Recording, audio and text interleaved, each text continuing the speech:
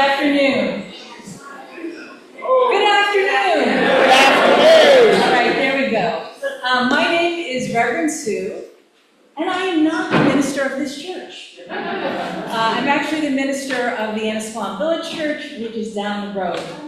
And on behalf of this community and my dear friends and colleagues Sharon Kashida and Marion Phipps, who along with a few others are part of the Cape Ann Climate Coalition Interfaith Committee, we welcome you.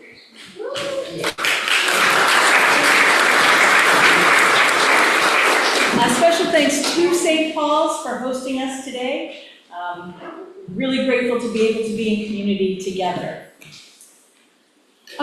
Before I make just a few brief comments about our gathering today, I want to acknowledge the heartbreaking news we received on Thursday morning about the death of our much beloved state representative, Anne Margaret Ferrante. She served this community with heart, mind, and soul. She was truly a servant leader.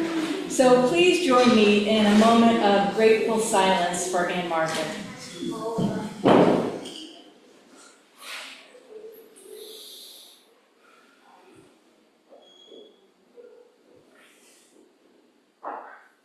May her memory be a blessing. So today in the Christian liturgical year, it is the first Sunday of Advent, which is the Sunday of hope. And if we try to base our hope on what we see in the news, on what the media chooses to highlight, our future would look bleak. To develop hope, we need to widen our aperture and to be connected to others who have a wider vision. Sometimes it's especially helpful to put on a new pair of lenses. So when the opportunity arose through the Coalition's grant from NOAA to bring a spiritual leader to Cape Ann who could help us broaden our vision and see what is ours to do, I suggested Sherry Mitchell, whom I heard speak online in March. It was a forum by the Aspen Chapel asking spiritual luminaries to talk about how we can respond to this moment that we find ourselves in. If you haven't seen it, you can find it on YouTube. I encourage you to look at it. The way the forum was organized, I think they saved the best for last. It was Sherry. And I had never heard Sherry before, and I found her framing of the situation that we find ourselves in and how we might respond spiritually to be particularly provocative, insightful, and wise. So once Val was able to organize to bring Sherry here, we started getting the word around. Local chiropractor, shamanic healer, and UU Society of Rockport member Andrea Coates-Vincent, she responded so enthusiastically. She might be the only person in this room who has had the privilege of learning from and sharing in ceremony with Sherry in person 4 times since 2019. So we have asked Andrea to please introduce our special guest.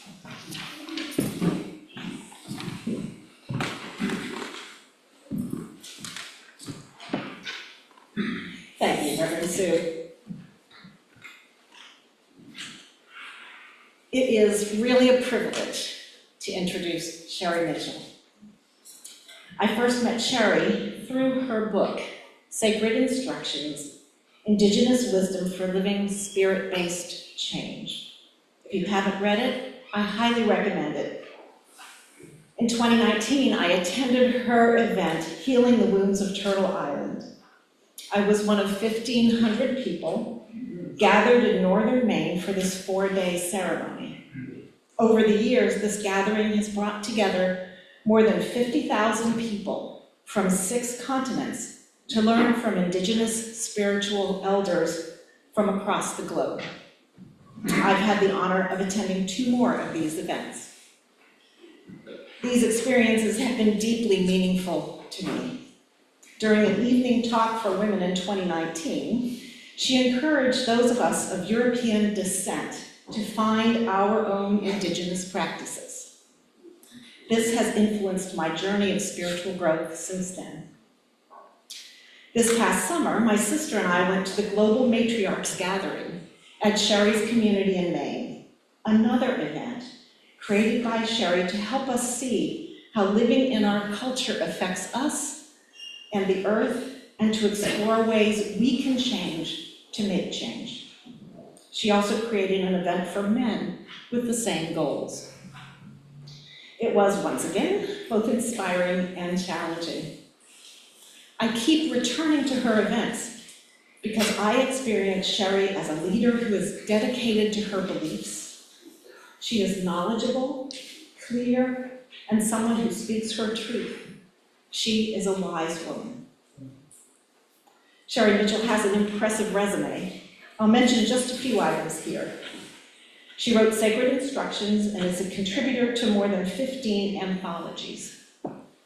She's the founding director of the Land Peace Foundation, an Indigenous-led organization that offers in-depth educational programs on Indigenous leadership, land rematriation, and environmental justice, and hosts several large-scale cultural, spiritual, and healing events. Sherry was a key member of the development team for the ACE mandate of the United Nations Framework Convention on Climate Change, and a co-coordinator of 2 national BIPOC climate dialogues. She also helped develop and facilitate an 8-part series with the Global Council on Science and the Environment, focusing on meaningful engagement with traditional Indigenous knowledge. Sherry is a provocative teacher who challenges us to look deeply into the patterns of our own lives and those that surround us. I'm thrilled that we here on Cape Ann have the opportunity to hear Sherry speak and benefit from her Indigenous wisdom for the crises of our times. I expect that we will be both inspired and challenged. It is with honor and respect that I give you Sherry Mitchell.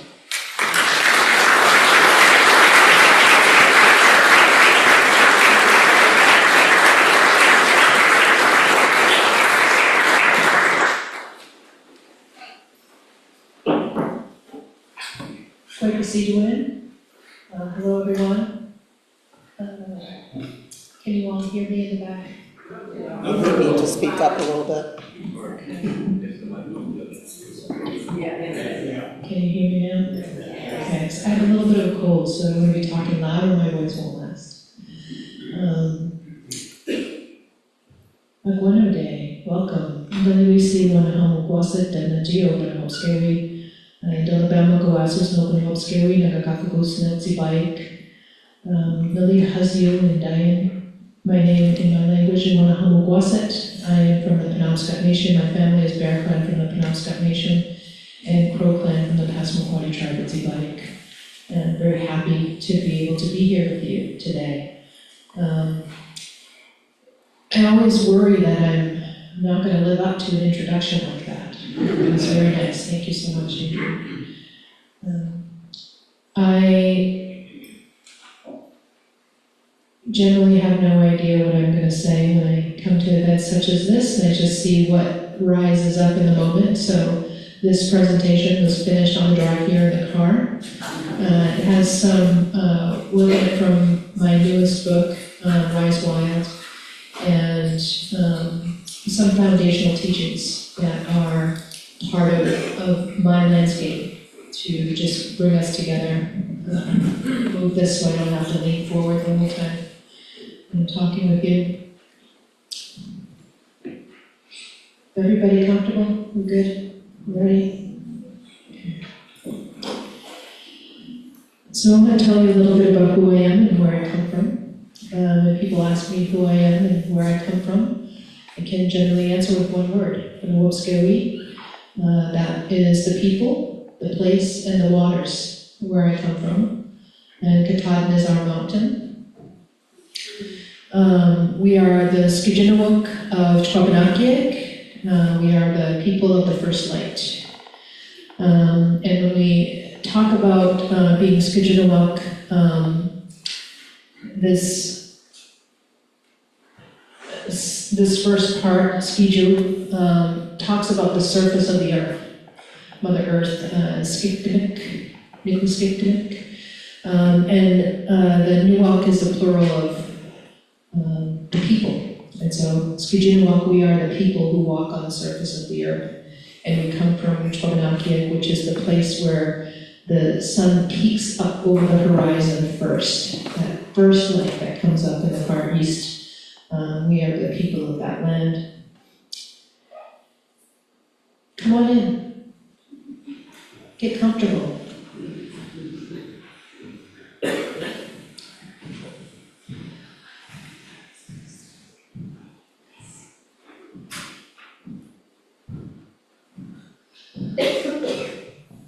So in addition to being the people who walk on the surface of the earth, Wiju, Gikwas, and Skiktimik, we are the ones that are together with Mother Earth, living in relationship with Mother Earth, which means that we are people of place. We are spatially oriented beings. We are not time-oriented beings. So what that means for us is that we don't view ourselves in linear time, with time moving away from us, in front of us, and time moving away from us in back of us. We see ourselves as rooted in place with time circling around us. And so in this way of being, in relationship with time, our future generations are not way off here, and our ancestors are not way off here. They're circling around us and are able to communicate with us in close, intimate contact because they're just a breath away from where we are at all times. And so this is how we see ourselves in a circular, spiraling universe. We see ourselves operating and living and existing within spirals of time as well. And when I think about where I come from, I realize that this is not my first stop on this journey. When I began to journey to this world, I entered into my first ecosystem, which was my mother's womb. And in that womb, I grew in the quiet space below her heart.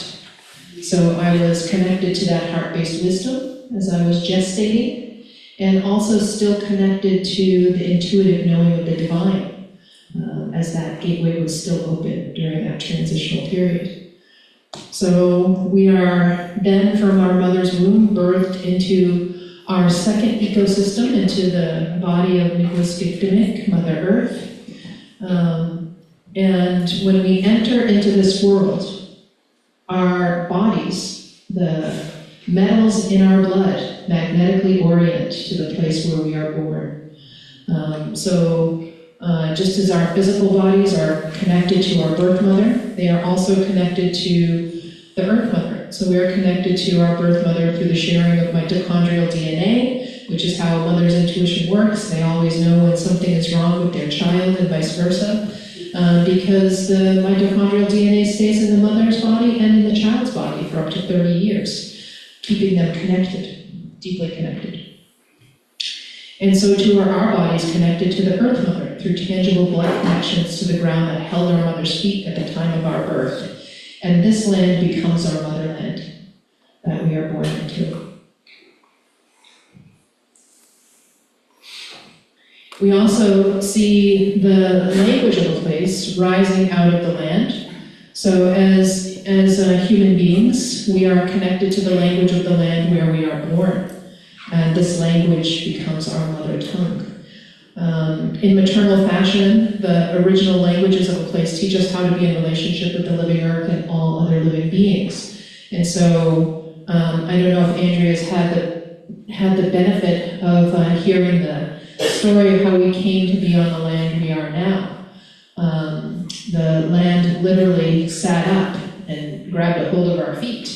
And so we walked upon that land. I was walking on that land with two of my board members who are also from my same tribal lineage, not all from the same exact tribe, but we speak the same language. And I was speaking to them in the language because the realtor was walking close by, and I didn't want to give anything away about how excited we were about the place. And I told them, this land is really beautiful and it feels good here. And one of them turned around and answered me in the language, and then all three of us froze because we literally felt the ground beneath us wake up in response to the language. And we felt the energy of that just move up through our bodies, all three of us, simultaneously. And we all stopped and looked at each other and acknowledged that we had all had the same experience. And then in true, stoic fashion, we were just like, and kept on walking. We'll talk about it later. And so the land knew the language. And when we returned to that land that had been taken from our tribe in 1820, the year that Maine became a state, I brought it back almost 200 years to the day later. And so we believe that the land had been waiting for us, that it had been longing to hear that language again. And that when it heard that language, it wanted to make sure that we knew that it had been waiting for us. So that is our mother tongue that rises up out of the land. We also have these sacred ways of knowing that are centered around these understandings of that type of connection to the land. They are found in the Medewalan teachings that guide us toward respectful, balanced relationship with all physical beings and with the great mystery as well. And these ways of knowing then inform our ways of being, which are held in what we call Skijinawogabosawagin, or our walk upon the earth as Indigenous peoples. And everything is interconnected, interdependent, and we recognize that the well-being of the whole determines the well-being of any individual part. So we have a vested interest in ensuring that there is protection of the whole, recognizing that our lives are inextricably tied to the entire living earth.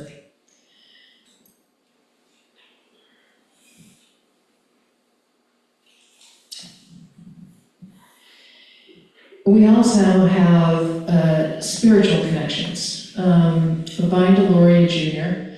once said that Indigenous peoples have a spirituality that seeks to locate our species within the larger fabric of life. What this means to me, and I've thought a lot about the words of Vine Deloria Jr. and others, and Scott Momaday, and some of the elders who came before me and paved the way for us to be having this conversation right now, is that we see ourselves as part of one living system. At the deepest philosophical level, our universe is necessarily seen as a structure that is made up of a set of interdependent relationships in which all entities participate. And so that feedback loop between our ways of knowing and being and our relationships with all of life creates this sense of awareness about our interconnectedness and a recognition that the universe that we are a part of, the spiral design that we saw before, is necessarily made up of relationships.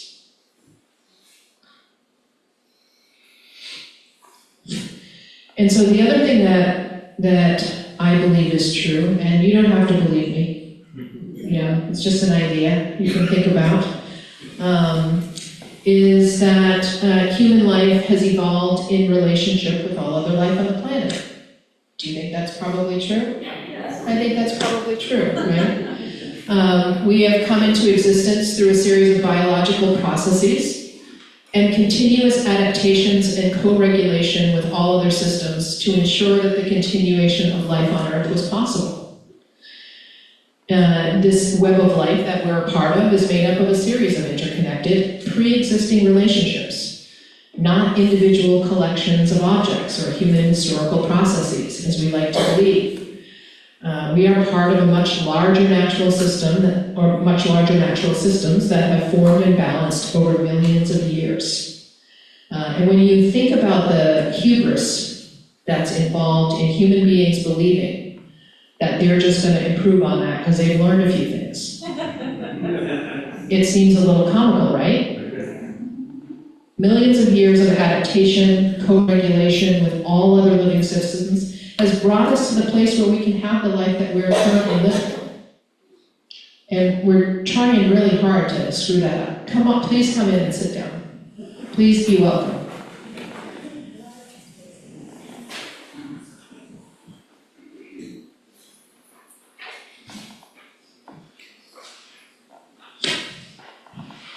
Make yourselves comfortable. I don't know if there's cake after, but something drew you out on a wet, rainy night.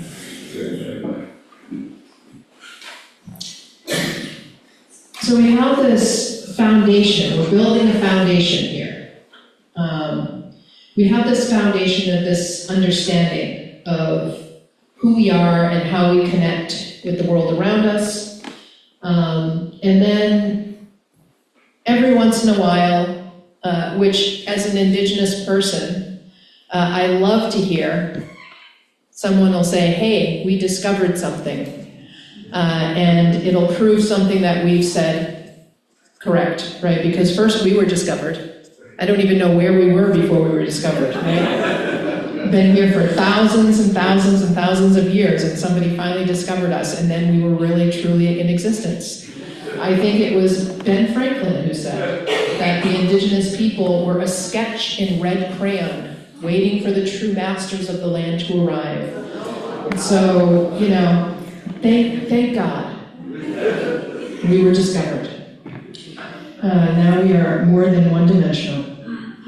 And so science is starting to catch up with the things that we know to be true. And one of those things is that we are actually enhanced as living beings by being in connection with the land. And so I'm going to talk to you about some sciencey stuff for a minute here. My good friend and colleague, Dr. Michael Yellowbird, is doing some really phenomenal work on this front. I encourage you to look up his work if you can. He has a really amazing new article that's just come out. And he is the director and co-founder of the Indigenous Mindfulness Center at the University of Manitoba. So there's this part of our brain called the temporal parietal junction. And that part of the brain allows us to perceive the emotional state of others. It's where our emotional intelligence lives, where it will develop once we engage the processes of developing it, right?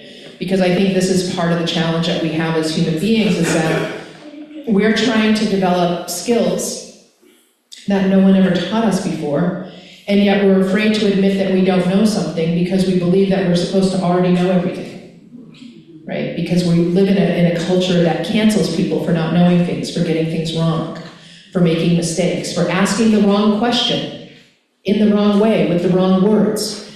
And so we have this fear of admitting that we don't know how to do something. And so one of the things that is going to be revolutionary for us is admitting that we don't know how to do some of the things that we need to learn how to do in order to get where we need to be so that we can survive as a species.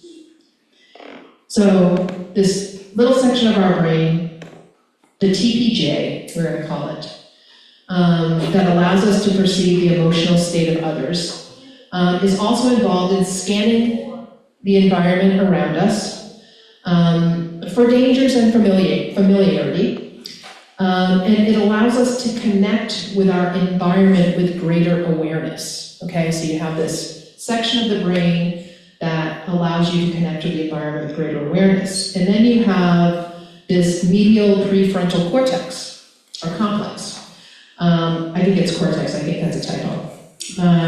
Where there's our default mode network and our self-referential processing centers exist. And so in this region of the brain integrates personal relevance and meaning with environmental experiences, and it supports reflective thinking about one's place in the living world, along with long-term goals related to the environment.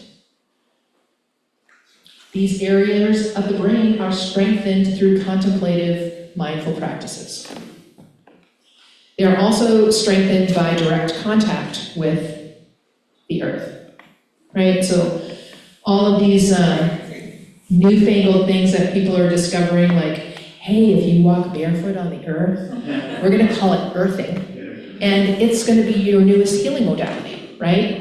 We're gonna figure that out, we're gonna immediately commodify it, we're gonna try to make some money off from it, and we're gonna say that it's a new thing that we're doing. This is old wisdom, right? This is ancient wisdom about how to be a living being upon a living earth. So one of the things that Dr. Yellowbird said when he just came to visit us and talked to, I have 2 fellowship programs at the Land Peace Foundation, one for Indigenous leadership and the other for ecological justice and for breaking down inequities and divisions within the environmental field across our region. And he met with both of our groups of fellows, and one of the things that he said that he believes, that it is the contemplative, nature-based ways of knowing and being that are often found in Indigenous cultures that have allowed these areas of the brain to more fully develop in Indigenous populations, strengthening those connective aspects. And so all of the things that I told you earlier about our way of being in relationship with the rest of life and how we understand ourselves as part of one living system, we also understand ourselves as children of the earth, not thinking that that gives us some holy designation or inheritance right, but recognizing that we are the youngest species. And so when we talk about the mountains and the rocks and the trees being our ancestors, it's not that we're anthropocentrizing, or whatever the word is, the elements of the rest of the world. We're not trying to make them human. We're recognizing that these are elements of a world that have been in existence far longer than we have. And so you just call those things like biological, what's the word I'm looking for? Objects or inanimate. You call it forestry program. You call it a geological record, right? You have all of these other names for the same thing that we're gathering information from, which is this experience of the long life of the living earth. That we can look to those same things and have different names for them. But when we do that, it's primitive, right? And magical thinking. When you do it, it's science. This way of being in relationship to life, where we have this awareness of these deep connections. The second chapter of the new book is called Indigenous Oral Traditions and the Sacred Science of Sound. And it talks about the way that these very powerful lessons are transferred to us generation by generation in the same ways that migratory patterns were passed to the birds. That same process is involved in the passing of stories and dances and language and healing processes. And that our connection to the history, the long history of these co-regulations and adaptations provides us with a degree of knowledge that allows us to interface with our living world in a different way. Right? There's no right or wrong, higher or lower, better or worse. It's different because our understanding and our perspective is different. And so that transference of knowledge across generations through oral tradition. There have been some scientists who have suggested that indigenous populations have oral traditions because they lack the capacity to write. I know. You know, one of the things that we do as human beings is we feel that our safety is present at the top of some hierarchical structure. And so what we do as human beings is we try to find a population to elevate ourselves against, so that we can feel that we are somehow superior, so that we can see ourselves as being right and good and powerful and safe in some way, right? And so we have all of these crazy ways of thinking about things that are a detriment to our movement forward. So sciencey stuff, philosophical stuff,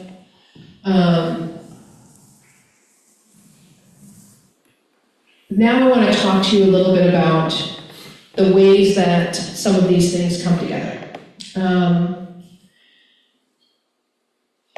And if somebody wants to give me this when we reach time, if I'm not stopped on my own at that point, because I could go off on tangents, because this was just the introduction.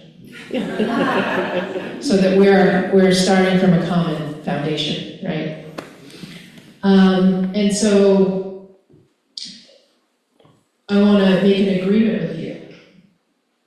Can we make an agreement? Sure. Okay. You're in a church, so I expect you to keep your word.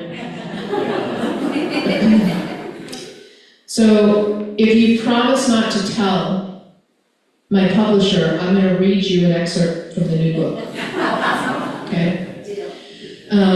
And so this concept of breath and balance is something that I have written about in the new book, and I just want to read you this excerpt. And we just stopped at your Staples in the next town, and they used really thick paper and charged us 30 cents a sheet for it because it's extra thick. So you're only the best for you.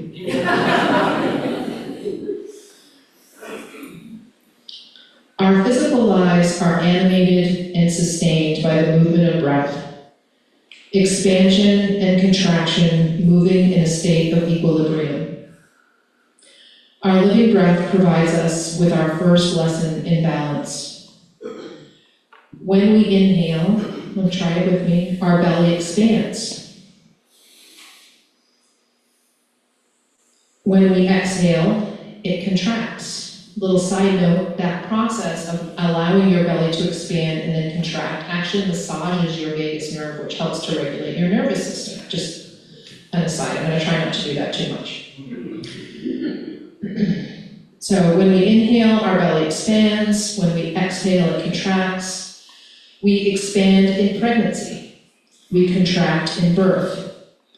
Once we are born, our physical being expands by taking in what we need to support the growth of our bodies and the development of our minds and growth of our spirits. When we are fully grown, we contract by sharing all that we have taken in with others. If we look at our lives in terms of one breath, we can see that the first half of our lives is the in-breath, a period of growth and expansion. During this stage, we gather, process, integrate, and cycle forward. Our in-breath takes us from the fetal position onto our hands and knees, and eventually into an upright position on our feet. Once we have found our feet, we must work to find our balance. The progression of learning to stand with balance goes well beyond mastering the physical act of holding ourselves upright. It includes learning to walk through various stages of growth, facing the highs and lows, joys and challenges with equanimity. This learning continues through the age of childbearing and child raising, where we actively learn to care for others, helping us move away from the self-centeredness of childhood. Whether we choose to have children or not, this is the stage where we learn to provide empathetic care for others with loving patience. Here we come to realize that love, enlarged by caring for those to whom we are most intimately connected, is what opens us to deeper stages of wisdom. Being in a mother-love relationship, another aside, this whole aspect of mothering is a verb, not a title. It's this act of selflessly caring for another being. So being in mother-love relationship with others enables us to access higher states of awareness, providing us with a broader view of our place in an interconnected world. As we move through progressive stages of conscious development, if we evolve our thinking without deepening our compassionate awareness and empathetic impulse, our walk remains out of balance. However, if we allow ourselves the opportunity for this learning, we arrive in the middle age, capable of standing up on Mother Earth with some degree of steadiness. This is when we are finally considered fully grown, and our time of expansion naturally begins to wane. At this stage, we intuitively begin to contract, slowly returning the breath and the wisdom that we have taken in, so that we may help support the lives of those coming up behind us. In our tradition, we view this as a process of reciprocal sharing, which is quite different than contemporary perceptions of reciprocity, which tend to be viewed more transactionally. Reciprocal sharing recognizes that life, when in balance, is self-regulating. Therefore, we can trust that what we need will come toward us. We don't need to keep score or record transactions in a balanced universe. We can trust that what has been taken will be given back through a natural process of breathing. If we are in alignment with this universal breath, this rhythm naturally sustains our lives. In this type of society, the ones who are expanding, children, are supported by the ones who are standing up in a state of balanced breath, aunties and uncles. The ones who are seeking to find their balance, the parents, are both bringing in new life while simultaneously helping the ones near their last breath, the elders. In this stage, parents are holding the tension between the first breath and the last, helping them understand the sacredness of life and the gift of time. The last stage of life is the age of the long exhale, where the elders who are preparing for their last breath are ensuring that everything that was taken in during their lifetime has been given back. From our very first breath, we are being moved toward balance. We learn quickly that we can't expand indefinitely, or we put ourselves at risk. At some point, we must release what has been taken in. If we expand endlessly without a balancing contraction, we shift from a place of balanced living to a state of unstable overgrowth. This is where disease begins and where we find ourselves today.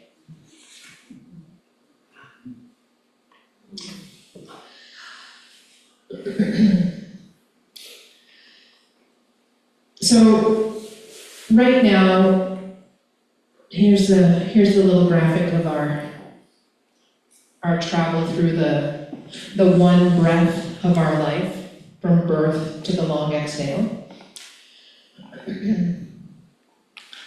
So most human societies at this point in time are living in states of societal overgrowth and ecological overshoot, both of which lead to disruption and instability. So here on this slide, it says, ecological overshoot is when a society consumes faster than Mother Earth can produce and harms her faster than she can heal.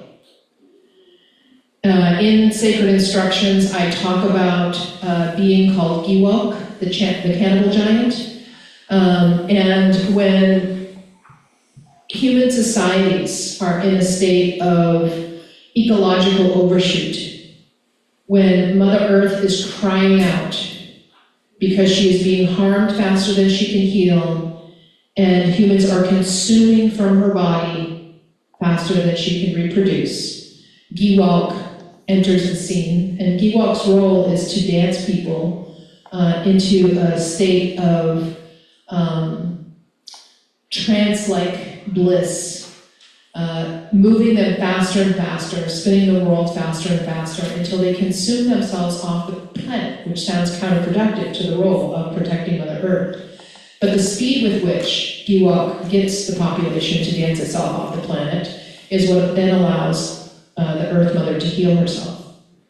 And so right now, we are in the thrall of the Cannibal Giants dance. And I think if we look around, we can recognize that this is true. And so this graphic here, which is done by the content architects, talks about Overshoot Day. And Overshoot Day is the day at which humanity's resource consumption for the year exceeds the planet's capacity to regenerate those resources, signaling an ecological deficit. And so in 1975, we hit that day in November, right? And we kept that up until the 80s when we moved to October, and then in the 90s to September, 2005, end of August, and now here, 2023, the very beginning of August, and now today, 2025, we're in July. So about halfway through the year, we've already achieved Earth overshoot, the tipping point where we enter into ecological deficit, and we're consuming more than the Earth can provide. Societal overgrowth is caused by the society's addiction to unending growth. This includes both population increases and economic growth. So we have this obsession, this addiction to unending economic growth and growth ideology. We see that evidenced in some of the talking heads from the tech world who are saying, you need to have as many babies as you can because we're not going to have a workforce capable of blah, blah, blah, blah. To keep up with our endless growth. They fail to enter into the equation that we're not going to have a planet to sustain that growth either. So, reading on, ecological overshoot is living in a way that harms Mother Earth faster than she can heal, and consuming the generous sources of survival that she provides faster than she can produce. The results of ecological overshoot are evident in the man-made climate crises that we are facing.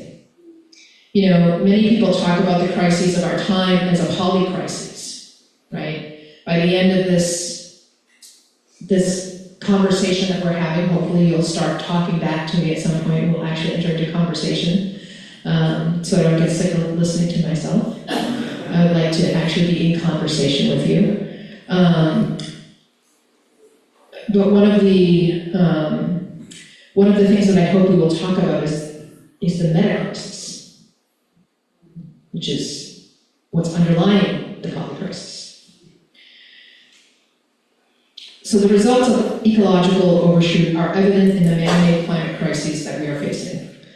This includes large-scale loss of biodiversity through ecosystem destruction and species extinction, extraction and movement of groundwater, which has led to obvious outcomes like drought, and the more surprising impact of causing an unprecedented shifting of the planetary poles. Then there is the mass pollution caused by fossil fuels, plastics, and forever chemicals that has contaminated our soil, water, and air. Over the last few decades, people have come to expect these harms as a normal part of living on Earth. What used to shock us is now met with sighs and shrugs. And one of the things that is true of this time, this is Tim. You guys to him, he's a good person, he's brilliant. He's my honey. So we talk about things, and about the fact that a lot of people have become very fatalistic about the place that we're in. The sighs and shrugs, right? That's just the way it is. This is part of our emotional immaturity as a species.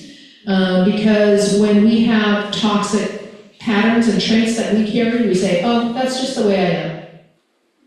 Without any conception, without any agency, without any accountability for changing those things, which we have the power to do.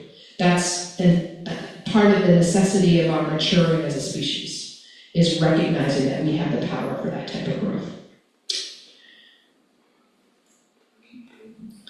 So everyone born in the United States after 1970 has lived with the normalized reality of contaminated fish advisories. How many of you are familiar with contaminated fish advisories? You know, that you can't eat too much fish because there's mercury in it, that you don't want to have too much tuna, you know, everybody knows this, right? It's just a normal part of our living reality. In recent years, these advisories have been extended to land-based animals. In the last 5 to 10 years, we have begun seeing advisories against eating wild game that has been contaminated by PFAS, which are toxic forever chemicals that come from wastewater sludge and septage in industrial waste. Despite these advisories against eating food contaminated by PFAS in 2025, this year right now that we're in, your United States government, it's like a game show, right? Gutted the EPA. Our organization, the Land Peace Foundation, was the anchor organization overseeing the EPA's Environmental Justice Thriving Communities Grants program that got completely wiped out. You would call one day and you would get somebody really nice, just like you would call NOAA, right? And you would get some really nice people. I had some really good friends who were at NOAA, and then the next day you would call them and nobody answered the phone because those programs have been completely eliminated. The entire environmental justice program of the EPA has been eliminated. The new people in the EPA has issued clearance in the last month for commercial farms to spray PFAS on food crops as fertilizer in the United States. Ask Grandma Google if you don't believe me, it's a fact. It's a sad fact, but it's a fact. Another seemingly suicidal act by a species that far too often acts in its own worst interests. Environmental instability is being further compounded by societal overgrowth, which is putting unsustainable strain on Mother Earth.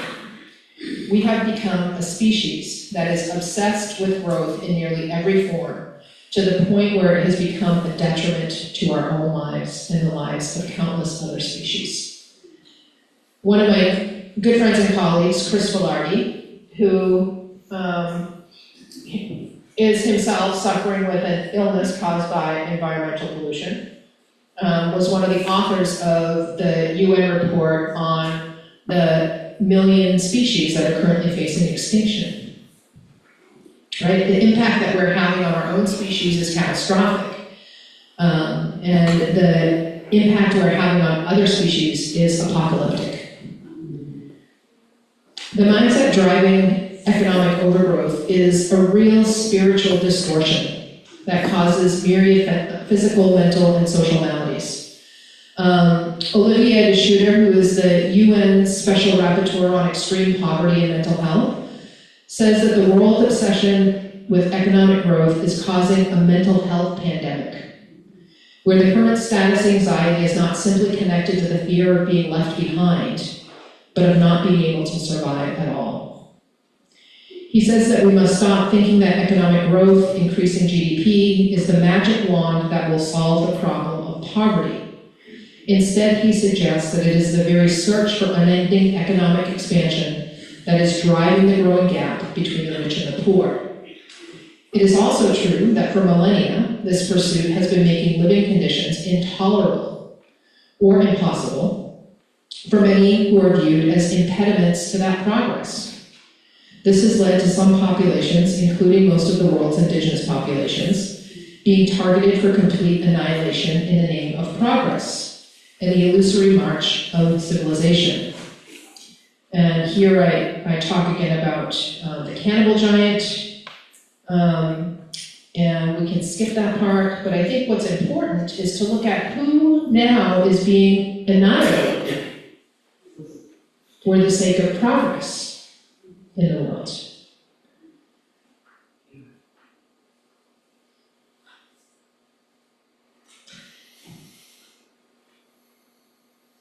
There was a gentleman who used to run the country of Venezuela, who refused to join OPEC. And year after year, he refused to join OPEC. He sent oil to populations of people that were incredibly poor, including in this country during the winter months, to tribal communities and indigenous populations around the world. And eventually got this really weird, random, highly aggressive form of cancer and died very quickly. And then there was a new group of people who came into Venezuela who were, also a bit obstructive to the ideology of those who wanted to exploit the oil stores that are present in that country. And there was an overthrow of that government by an opposition group who was named as revolutionary. Incredibly violent, horrific overthrow, so that those resources could be accessed and shared with others within the industry. It was a violent coup, right? This opposition coup was very violent. One of the people who was leading that violent opposition recently got a Nobel Peace Prize and dedicated it to Donald Trump. And now we have the United States military blowing up fishing boats in Venezuela and trying to find justification to start war with this country because they are failing to play along with the global scheme for oil and gas. And so we find ourselves in these situations over and over again because we have allowed our agency and our autonomy to be taken from us in many ways. So here we are in the middle of this false comfort that's getting far less comfortable for many people, being lulled into a sense of numb detachment in many ways by the Cannibal Giants orchestration. Separated by layers of artificial noise from the cries of the living world, distracted by the clank and thud rhythm of industry, the jingle and jangle of endless marketing campaigns, one designed to imply joy, the other intent on cultivating fear. This is accompanied by the increasing drone of technology and the steady hum and hustle of our addiction to endless growth. All these notes weave together, forming the mensura beat of the Cannibal Giants song. What happens when we move away from this noise and begin to listen once again to the wisdom of the land and to the voices of our ancestors whose remnants are still held by that soil? I think that there are some things that we are missing, right? We are missing some fundamental elements that we only have time to talk about a few of these. Like if we had the kind of time that we needed, we would have to bring in some medical equipment to ensure that we all survived long enough to have the conversation. And we just don't have those kinds of resources and that kind of time. And we're still digesting one holiday meal and preparing for the next, right? So, what are we missing? Just a few points. We need to develop some operational clarity, right?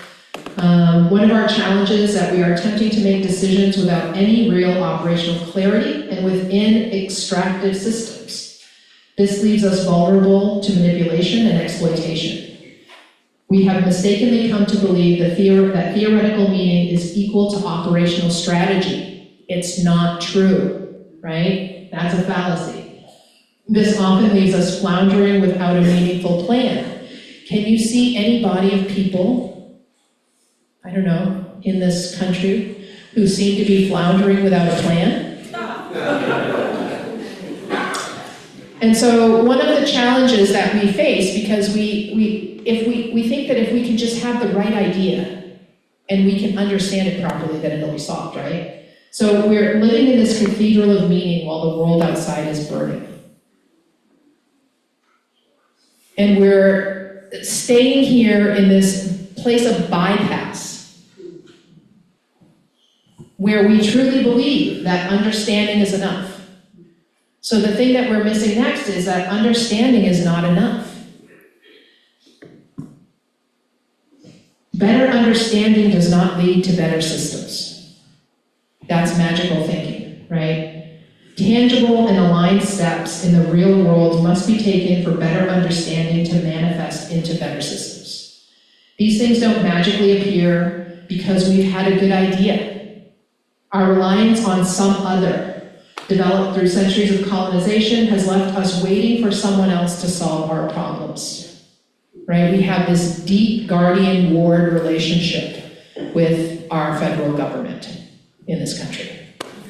This real, deeply, mentally and emotionally distorting parental relationship that has prevented us from flexing and exercising and conditioning the muscle of our own autonomy and agency in the world.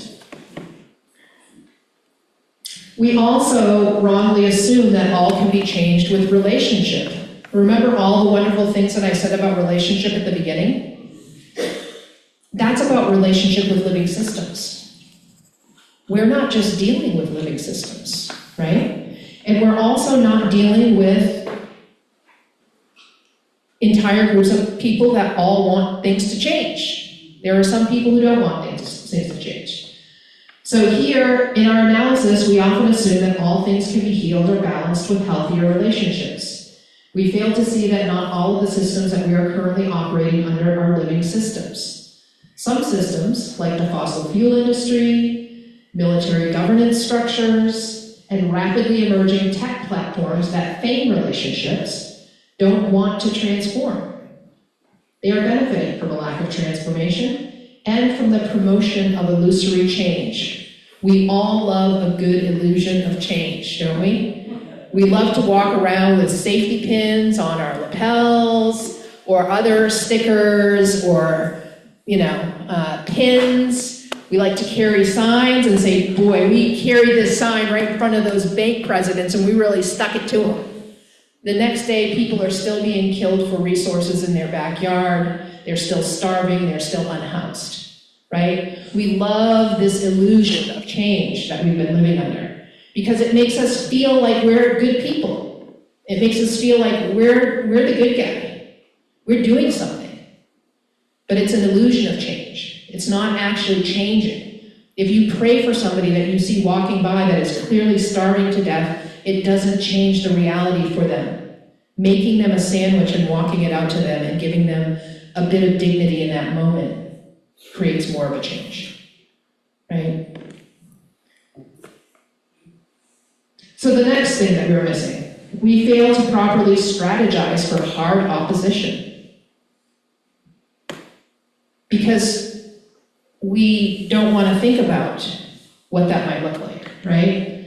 So we spend too much time romanticizing outcomes and not enough time meaningfully strategizing for the artificial systems and structures that are rigidly opposed to change, or that are even sociopathic, lacking empathy and compassion. One of the things that my son said to me is that the world is essentially being run by a handful of people who all lack empathy and compassion.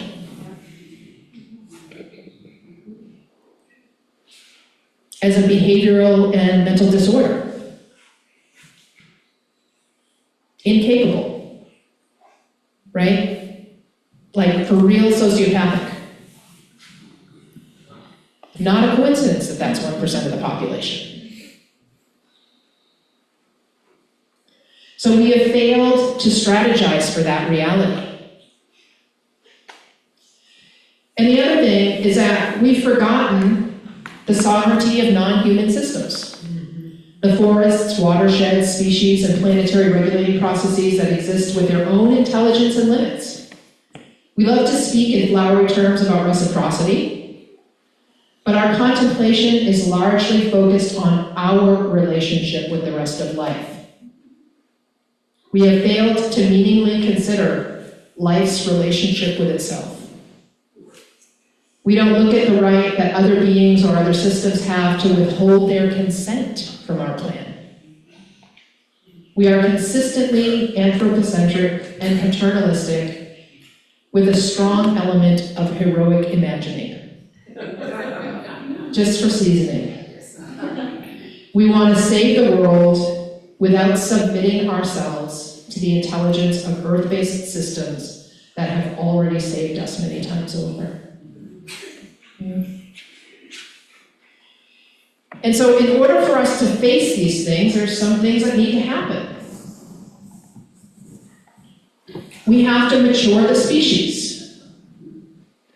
So this is another quote, and I'm trusting in our previous agreement will hold throughout this entire process that you're not going to tell my publisher that this is another quote from the book. This one's actually in writing, right? So don't take any pictures of it and then plagiarize it, for the love of God. So we have to mature as a species because we see where we're going, right? We're working our way right out of our humanity. In the last few decades, the advancement of technology and the reach of social influence have accelerated exponentially. Yet the human capacity for processing that complexity has continued to move slowly and incrementally. In my opinion, our escalating anxiety over our inability to keep up with this increasing complexity is one of the most significant contributors to the fear and hostility that surrounds us.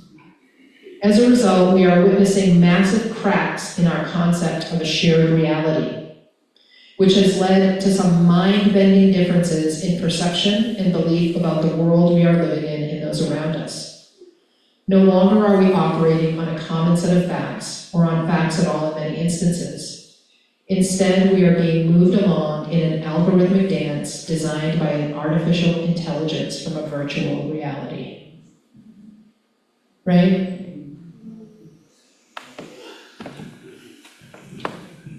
It's challenging. Andrea warned you. It is. It's challenging stuff. Here's a little bit more. To create a workable map, we must be willing to let go of old ways of thinking and open ourselves to the difficult process of expanding our mental, emotional, and spiritual capacities. This leveling up requires a new set of mental and emotional skills that will enable us to manage greater complexity and move with more compassionate awareness. This makes it possible for new ways of being to arise in alignment with our deepest shared values. To achieve these lofty goals, we need to first slow things down and create the space necessary for higher wisdom to emerge from the depths of our hearts. That's where it exists. Then we must allow that wise knowing to walk out as an embodied presence and lead us forward, not through tyrannical dictates, but through the development of earnestly cultivated mutuality, respect, and empathetic engagement. The first step in that process is learning to see one another with loving eyes and kind understanding. If we can recognize that we are simply moving through a challenging stage of evolutionary development, transitioning from childlike dependence to a state of budding adolescence, right? This childlike dependence that has been fostered and cemented and conditioned into our being through thousands of years of colonial advancement, in the form of capitalistic, feudalistic systems, right? And so we've been in this childlike state of dependence on some form of feudal overlord, whether it's our current government, the tech overlords, or the feudal lords of the past. We have been operating under that same system for thousands of years. And from that state of childlike dependence into a state of adolescence with greater autonomy is where we're moving.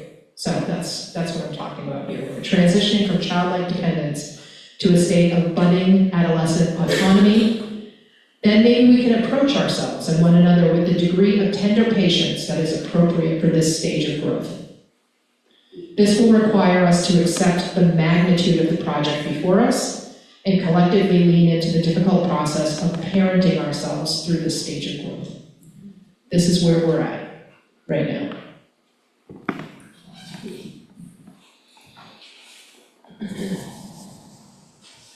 See, I think this is the part that I wrote in the car.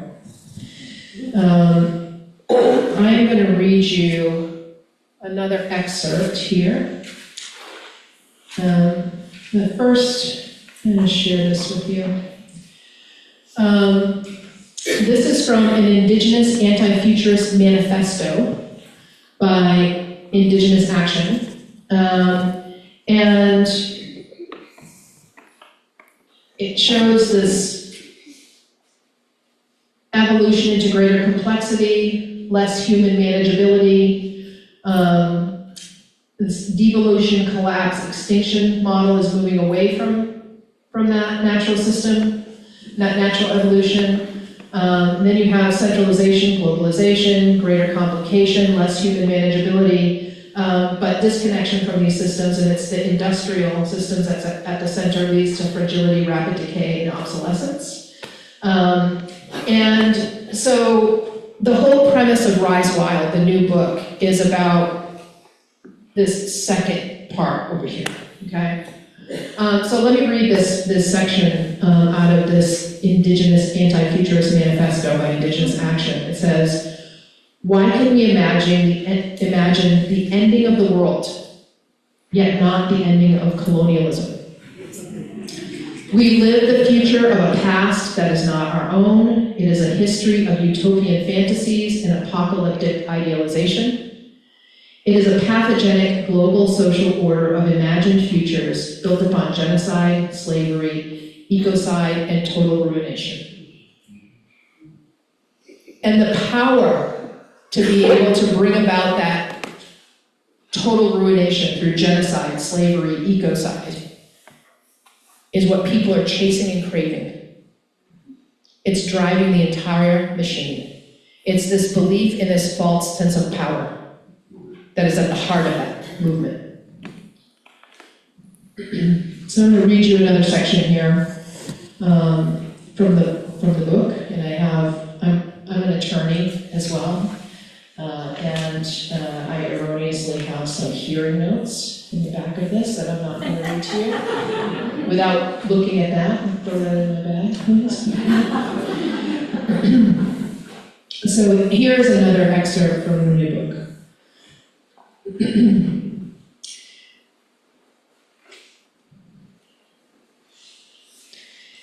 In a recent conversation, my colleague, Dr. Darren Rango, suggested that it appeared easier for many of his students to manage the end of the world than it was for them to imagine the end of the state. Same kind of thing.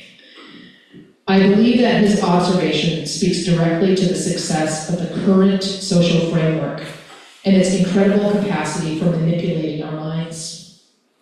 One of the most potent tools of colonial architecture has been its creation of a wide-scale dependence on the systems and structures that it creates. Under these systems of dependency, societies have outsourced a great deal of community care to the institutions of the state. This is true of state systems that are both secular and religious. The salient part being the sense of dependency that the state creates amongst its citizenry. Once the sense of dependency has been firmly established, the people begin to view the state with a sense of paternal expectancy, where the parent, the state, is counted on to meet all of the needs of the children, the citizenry. This deeply entrenched paternalistic pattern leads the people to develop a familial attachment to the state that establishes a sense of familial loyalty between the state and its citizens that was once reserved for human-to-human connection. Under this type of regime, the state itself takes on a godlike persona that becomes idolized and protected. When understood in this way, it is easy to recognize that imagining the end of the state has become as emotionally difficult for its citizens as is the death of a parent to a small child. Therefore, an honest exploration of this paternalistic construct is necessary to create an understanding of where we are in our development as a species. Understanding the impact that a perceived social collapse, or even the appearance of evident decay in state systems can have on a population is a critical part of understanding our current position and charting a course toward our next location.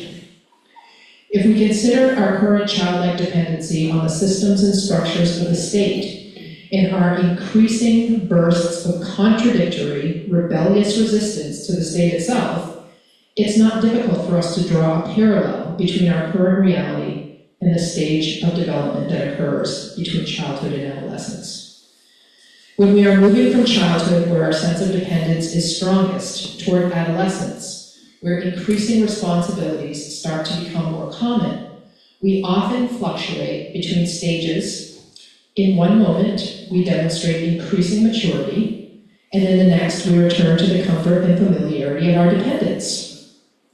The fluctuation between these stages of emotional growth can be seen in the varied and changeable ways that people are responding to the potential death of our current state systems. For instance, as the systems and structures of the current system here in this country are being dismantled, those who claim to want to end the current system find themselves walking through the streets demanding that the state continue to take care of them. How is that happening?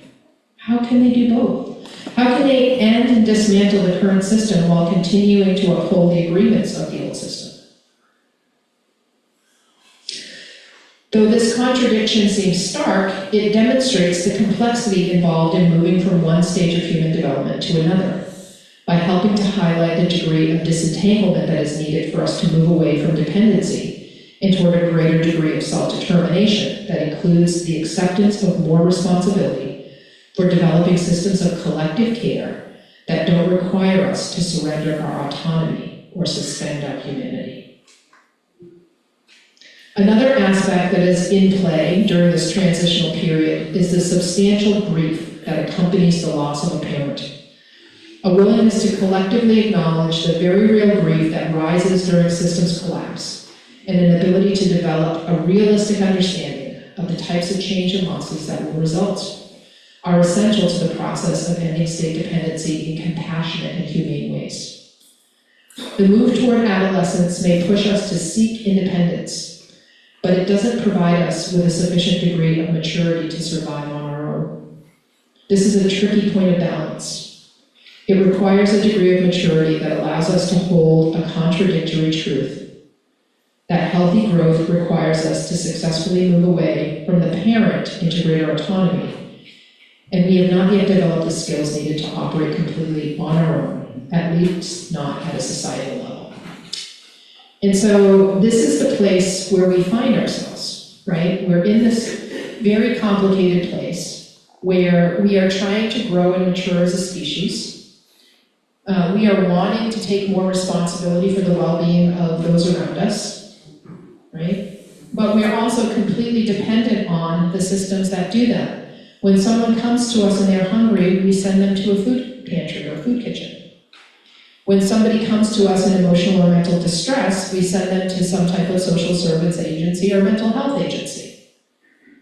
We have been able to outsource all of our care of one another as a species to the point where it is depriving us of building the muscle of compassionate care for one another, right? That muscle has atrophied.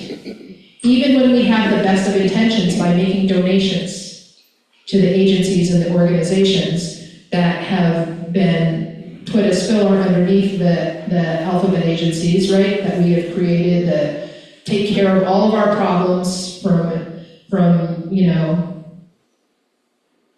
deep intelligence work to childcare to, medical treatment, whatever it is, the whole spectrum of needs that humans have.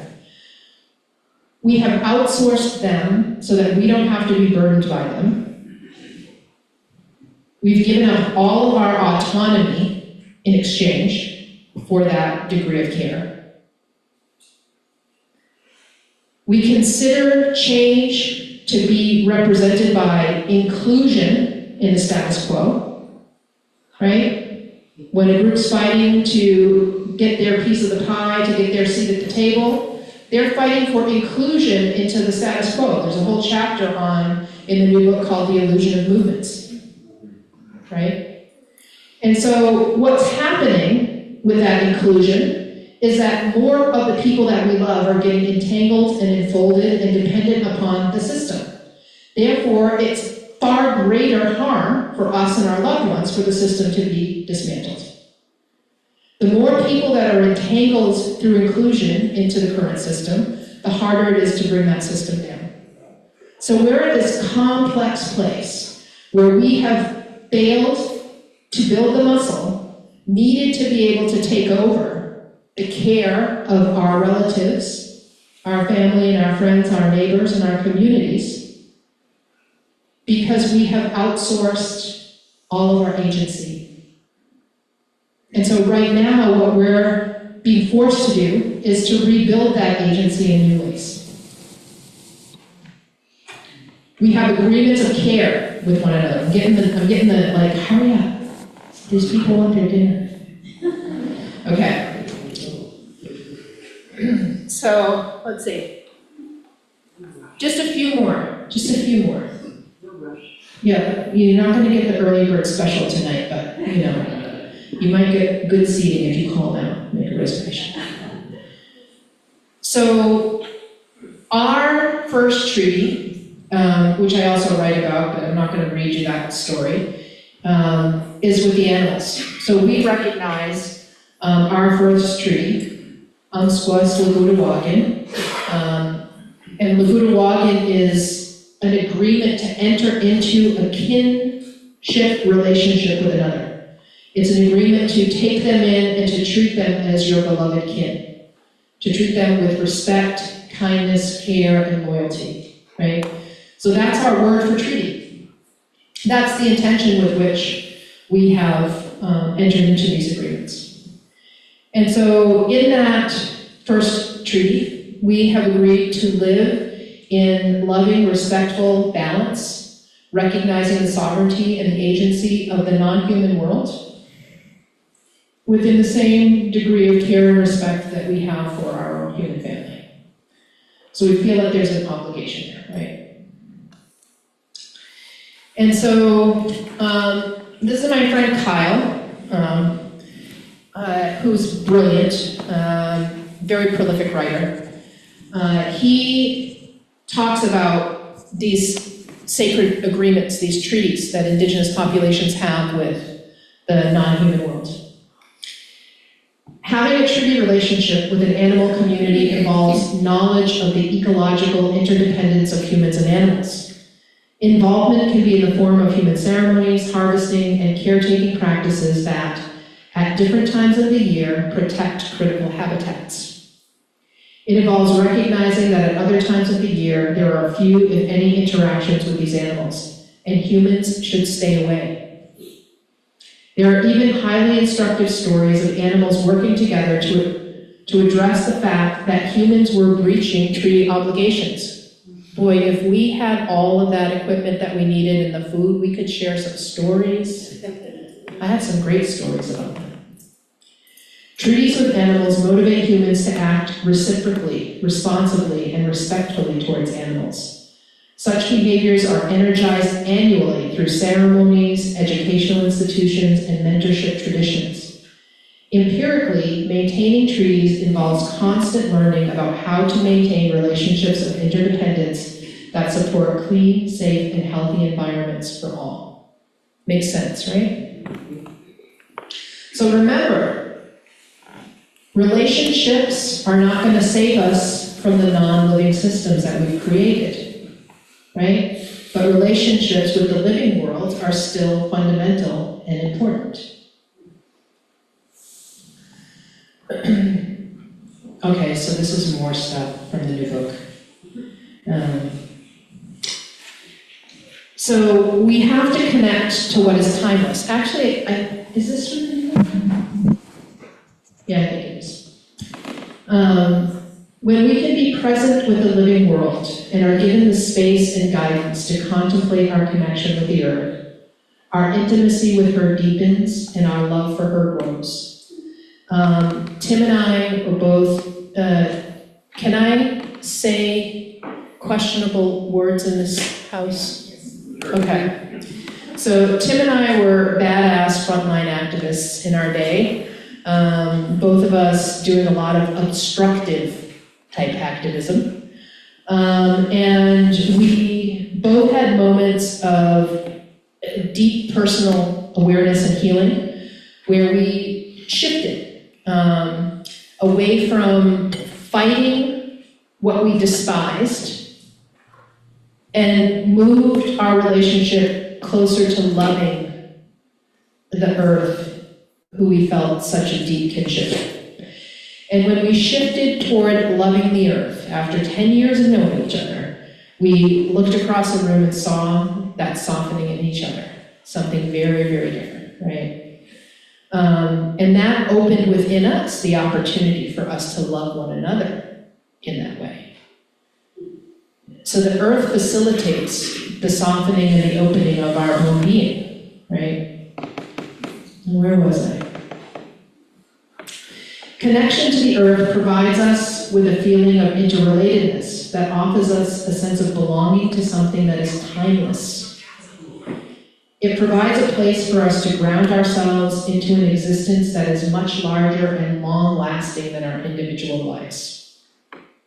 Right? We don't need to upload our consciousness into machines because we are part of a large living system that has been perpetuating life forward for millions of years.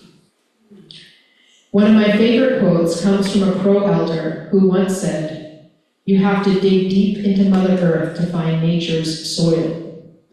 The first layers are comprised of the flesh, the blood, and the bones of our beloved dead." He was referring to all the ancestors who have lived on that land before them, whose existence gave rise to their lives and provided them with the wisdom gained from the land across time. Right? We started out by talking about being deeply rooted in place. We are spatially oriented beings who, deeply rooted in place, are connected to the wisdom of all those who have lived and died upon that land, of all species, human and non-human alike. This is a quote from my chapter in the All We Can Save book. If you don't have that one and you haven't seen that one, I highly recommend it. It's phenomenal. All We Can Save, Truth, Courage, and Solutions for the Climate Crisis, which was edited by Ayanna Elizabeth Johnson and my dear friend Catherine Wilkinson. So I will leave you with this quote and then we can have some questions. Still time for questions? Okay. Time does not exist as separate epochs unfolding in linear fashion, but as one movement unfolding in all directions simultaneously. We realize that we cannot separate ourselves from those who have come before us or those who will follow, because we all exist together in this one moment. The harm experienced by our ancestors is felt in our bodies, and the harm we create today will be felt by our future generations tomorrow. We are all inextricably linked through these shared experiences that cross time. Our sense of responsibility for the coming generations is reflected in this awareness. It is this way of life that has allowed us to exist in balanced relationship with our local ecosystems for more than 10,000 years. And it is this sacred way of life that can bring humanity back into alignment with a future that not only ensures human survival on Earth, but also nurtures a mended relationship between human beings and all other life. The first step on this path is for us to shift the central point of our awareness. And so if we can move from a human-centric to a universal-centric position, if we can take ourselves off from the top rung of this hierarchical illusion that we're living under and place ourselves properly back within an equitable place within creation, then we are in good shape. So I'll ask you one question before I turn it over to you to ask me questions. How many of you want to live in a more equitable world? And so one of the things that I've been contemplating as I've been thinking about equity is the fact that many of us, when we think about equity, we think about what we gain from equity, right? We gain freedom, we gain liberty, we gain agency.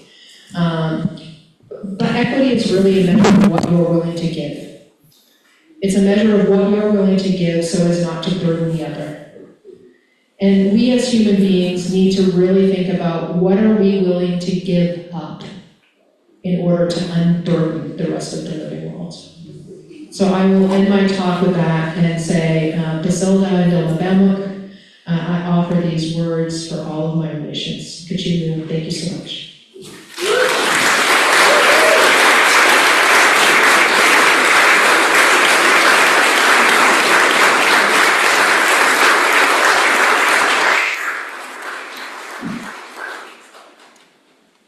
Okay, who has a question? Who's running the mic? Or are we just yelling? I can,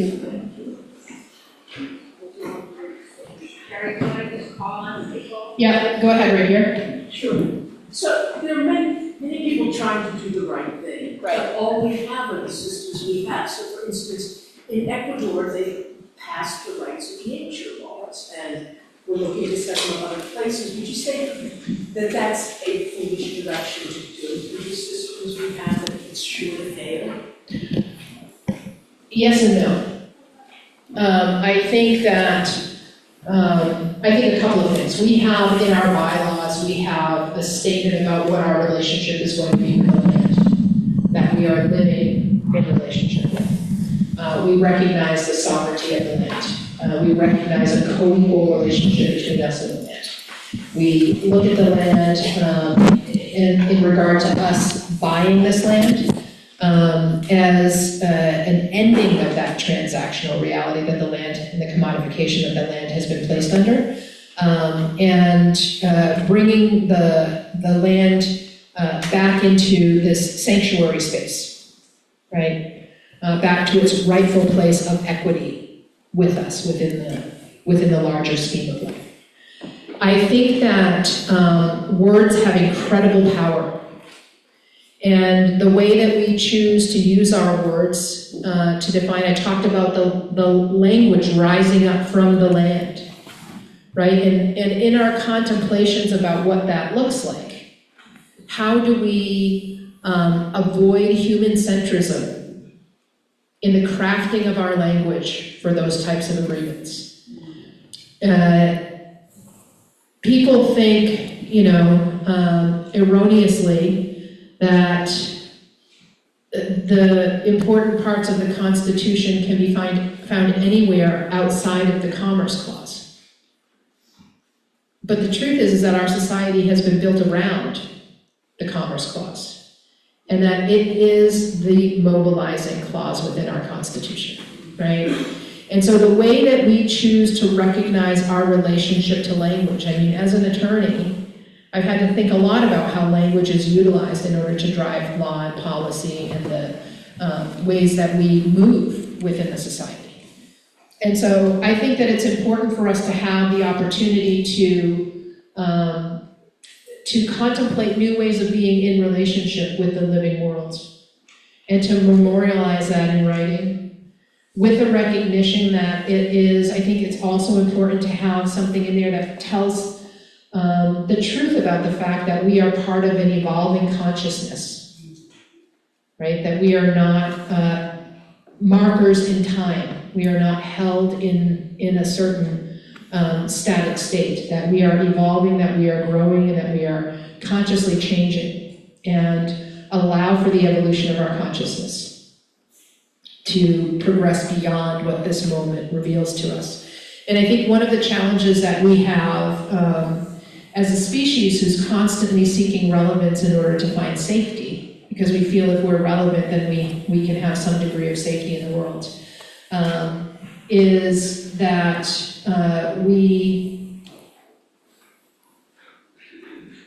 we don't allow ourselves the benefit of being wrong.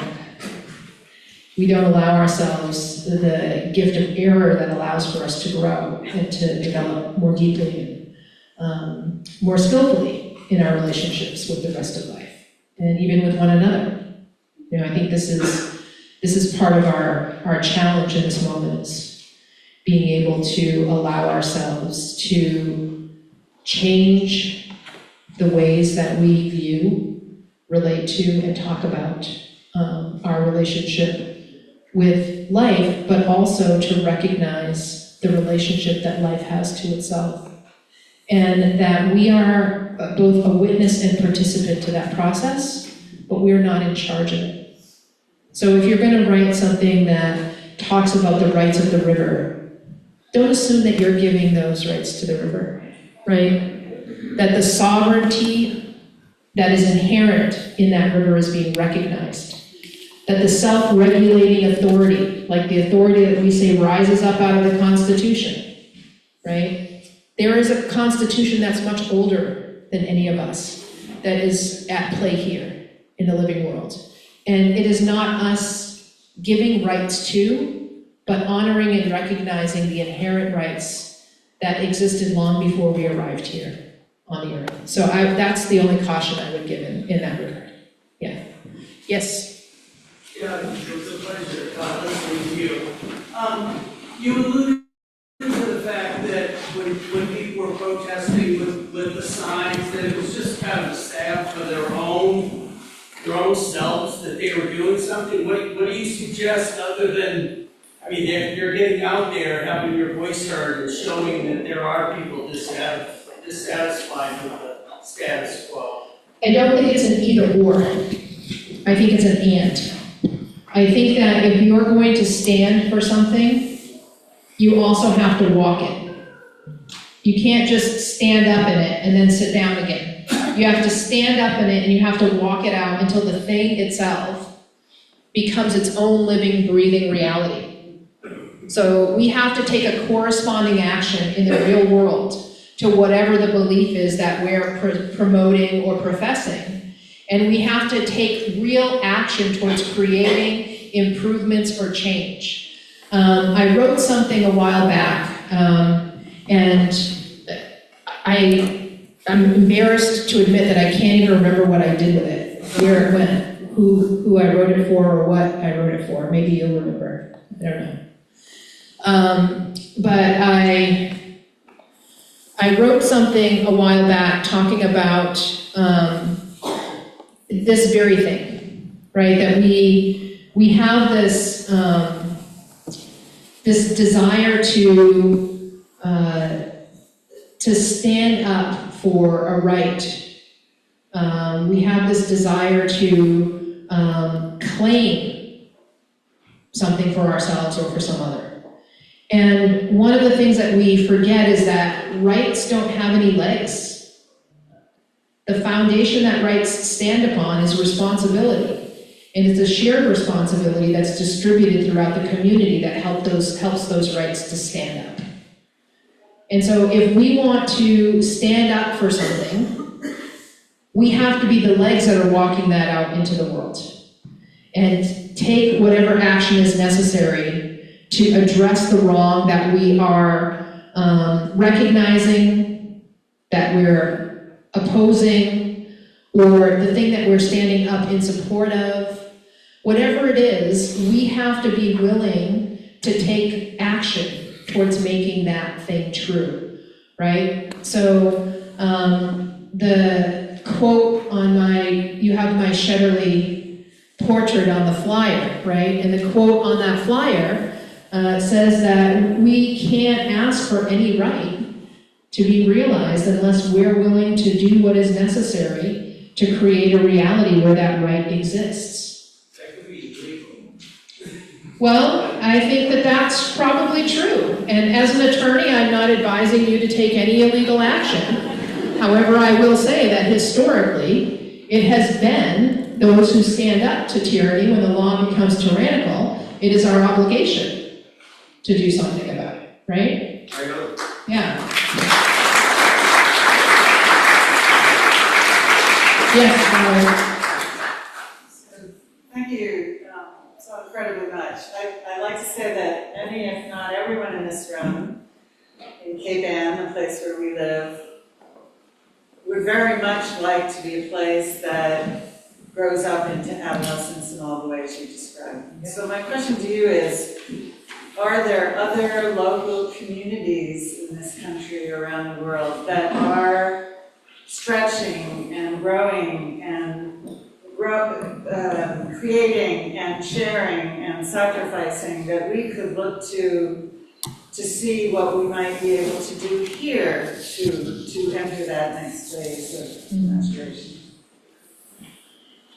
I think that there are a lot of places that are doing their best. And I also think that we are living in a time where there's not a lot of example of how we rise up and rise wild. And so the premise of the new book, Rise Wild, is really looking at the ways that industrial and technological systems have the ability to silo and control us. So the more we are technologically divided, the easier we are to control, to categorize, to capture.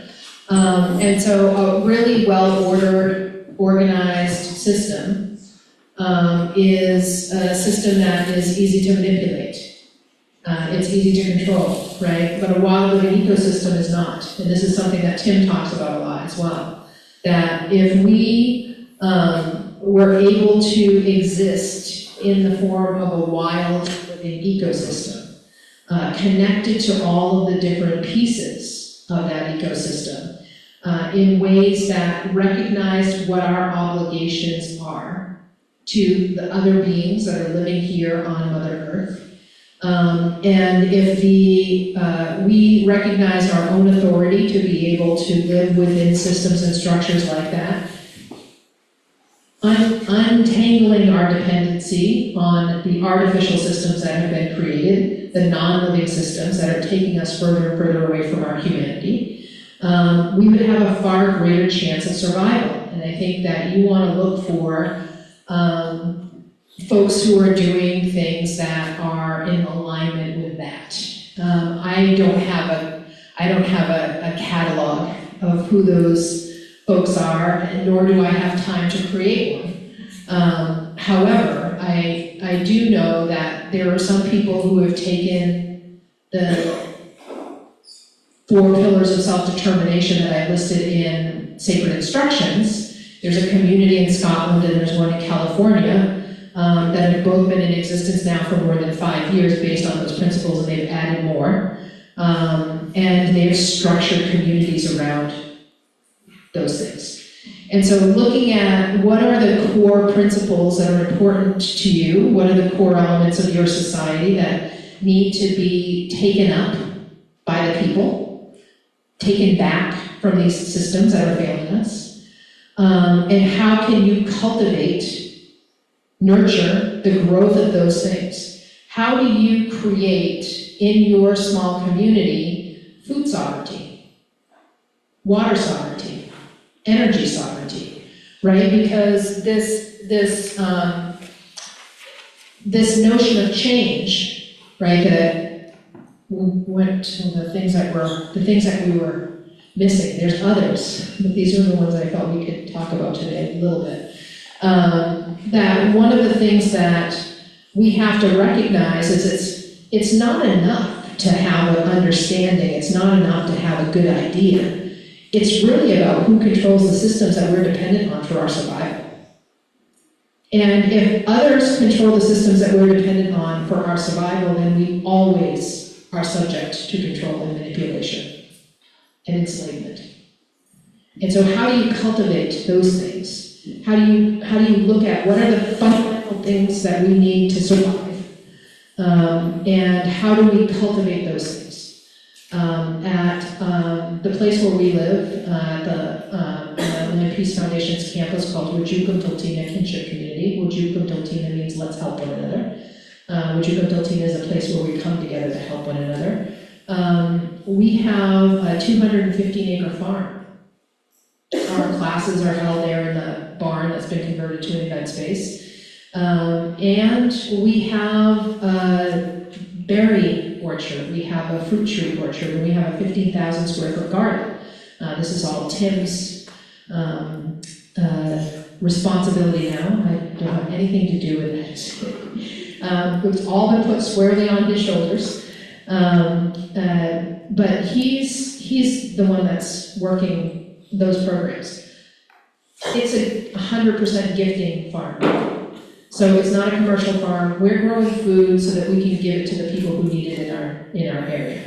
And you know, this is our first real year of vegetable production, and we've given away over 1,000 pounds of food this summer. And so, yeah, you can do that. You can create energy cooperatives. You can bring water out of privatization back into the commons. You know, there's a lot of things that you can do. I think education is also a key part of that. If you think about the ways that children are being educated right now, and the cost of after-school childcare, if 10 parents got together, they could hire a teacher for the same salary that they're making in our pitiful educational system and have their kids get real quality education. And so if we start disentangling ourselves and breaking down some of the ways that we're dependent on these systems, then we have a real shot at being able to create something different. So. Any other questions? Yes? I'm a little bit challenged by the word Indigenous, so this may be an obvious question. I feel like I don't know how to get in touch with my Indigenous wisdom. I feel like Europeans who came here and did our awful COVID things, we also lost track of what our own Indigenous wisdom. Help me out here. I will, yeah. This is one of my favorite questions. I get it all the time. Nothing has been lost, it has been misplaced, right? And so, yeah, when you enter into a relationship with the land will teach you everything that you need to know. And so go where your most recent generation, so go 3 generations back, because when we talk about 7 generations, what we're talking about is ourself in the center of that, and then 3 generations back, because in my great-grandmother's, when my great-grandmother was carrying my grandmother in her womb, in my grandmother's ovaries, inside the womb of her mother, were the eggs that were going to give birth to my mother. And so there's my great-grandmother, my grandmother, and my mother in that line back. And in me, what I'm carrying in my body when I carried my daughter is the same thing, right? So my body gave birth to my daughter when she was inside of me, the eggs that were in her ovaries at the time, because you're born with all the eggs you're ever going to have in your life, right? So that were in her ovaries give rise to the birth of the granddaughters or grandsons. In her case, it was granddaughters. In my son's case, it was grandsons. And then, you know, that 3 generations going that way, my daughter, my granddaughter, and my great-granddaughters. And so that within that 3 generations is where the blood is thickest in the land of your ancestry. And there are things that you can do to connect with that. So that's one. The other thing is I have a really wonderful, sassy friend named Sharon Blackie, who is a Celtic writer. And yep, she and I have amazing conversations, sometimes publicly, sometimes privately. And she was here as a psychologist for a tobacco company from the UK and was invited by an Indigenous population into ceremony.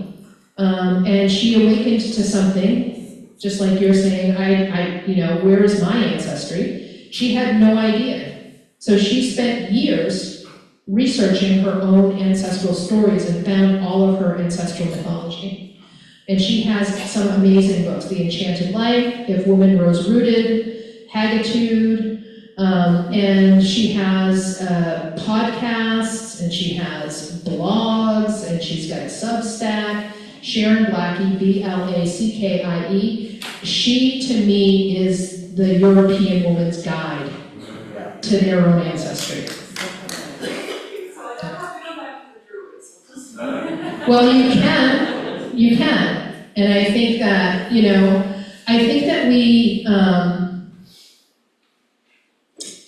we like to complicate things pretty, right? And part of that complication for us is that we have been so conditioned to think of things in the binary. And what that has done is given us the illusion of choice within a limiting reality. And so those who are controlling the narrative have conditioned our thinking towards this or that, right or wrong, black or white, us or them, right? And so we're so conditioned to think in that way. We're like, either I have it or I don't have it. It's here or it's not here. It's present or it's lost, right?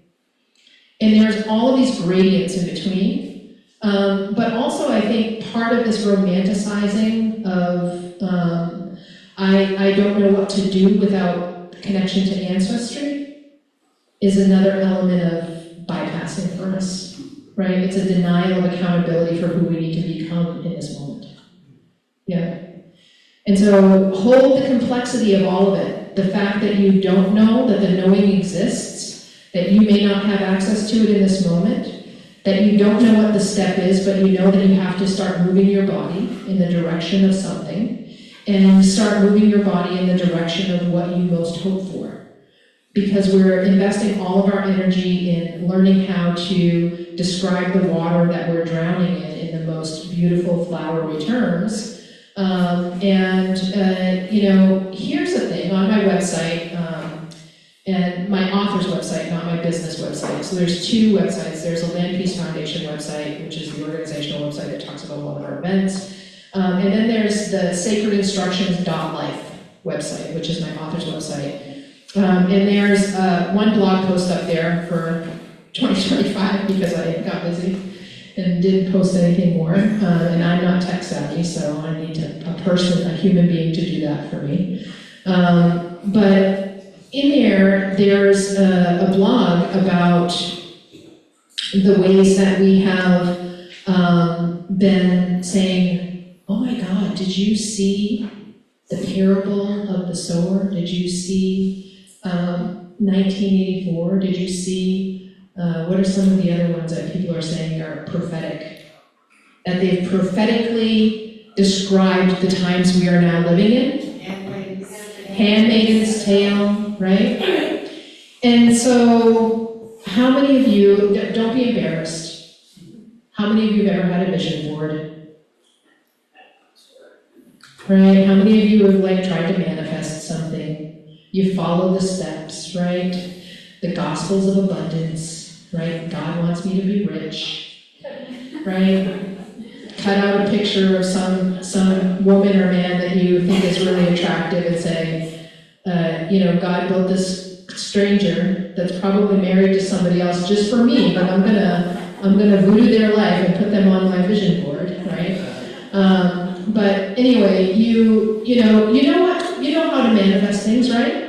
You envision the thing, you put your energy into it, you feel it as though it's already here, you really get into the depth of the storyline until you breathe enough life into it to walk out into the world as flesh and blood, right? And then you get the person that you put on your vision board and you realize they're married to someone else and you forgot to ask about personality, values.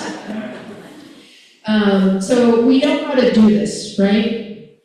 And so why is it shocking to people to think that those books did not predict the future, they created the future by millions of people immersing into the emotional reality of that story, right? So what story do we want to tell next? That's the question of our time. What story do we want to tell next? How can we imagine something that's completely different than what we've already built and created and breathe enough life into that and then walk it out into the world in reality until it emerges into form. You know, that's the challenge of our time, and in order to do that, we have to be able to hold all of the complexity of possibility. And I think we'll stop there. Thank you very much.